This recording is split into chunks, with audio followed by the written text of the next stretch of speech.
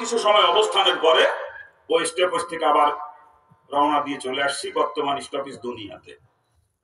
এই দুনিয়াতেও থাকতে পারবো না চিরদিন, কেউ চলে যাওয়া লাগবে।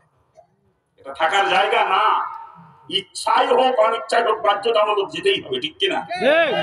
পরবর্তী স্টপেজ আলমে বরচোখ, কবরে যাওয়া লাগবে, কথা ঠিক কিনা? ওখানেও চিরস্থায়ী কেউ না, তবে কমপক্ষে 40,000 বছর থাকতে হবে কবরে, কমপক্ষে 40,000 বছর।